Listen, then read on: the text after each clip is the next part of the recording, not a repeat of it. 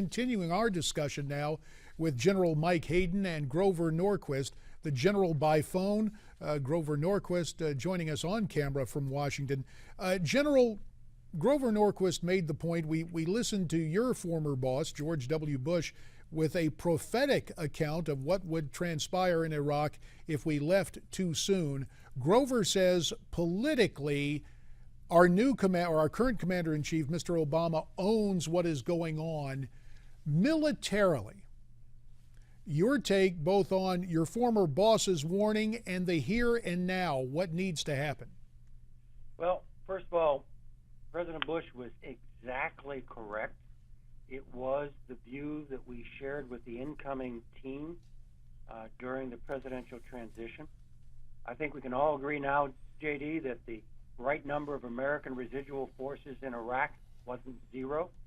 That was a choice the president made. I know he had some bumps in the road with regard to a status of forces agreement, but fundamentally, he took credit for going to zero in 2011. And so now he's got to take responsibility for the second and third order effects of our going to zero there.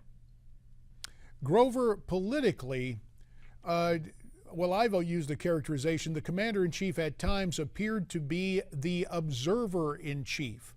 Politically, will the president's base and reluctant Republicans unite now behind him as the commander-in-chief to take the necessary action against ISIS? Well, I think all Americans come together behind the president in a time of crisis. These people have murdered 2 Americans in addition to their other crimes. So there's going to be a lot of support for decisive action against ISIL. The challenge is that the president sort of told the Congress what he's said for the last 4 years. I don't talk to you. I do executive orders. I ignore laws that I pass, like Obamacare.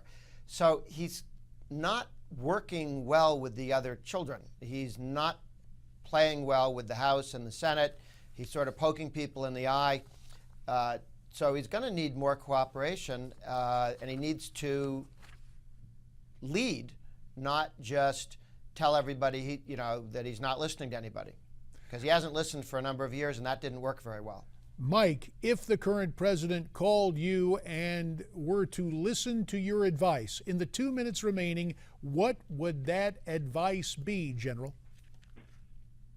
Well, number one, don't put artificial limits on what it is you intend to do. The president actually is really interesting, JD. This is of indefinite duration. He put no time limit on this at all, but he did put specific limits on what it was we were going to do. I think that's unwise. The no boots on the ground mantra isn't a strategy, it's a mantra. We've already got about 1,400 pairs of boots on the ground, and we're going to have to expand that number, probably close to 5,000 by the end of the year. And I would also be really sure that no one thinks that Syria is a safe haven for ISIS. You need to take the fight to them, as he said, wherever they might be.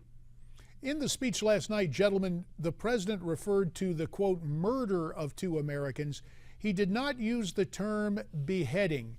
Excuse me, is that quibbling, or should he have talked about the brutal way in which those Americans died at the hands of ISIS? General, your take on that? I don't know, JD.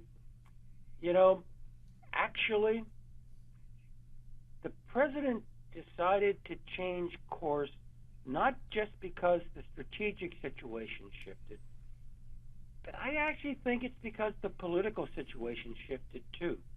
And those videos of those beheadings changed the center line in American political thinking about this. And so the beheading has had a dramatic effect, and maybe not the one that ISIS intended.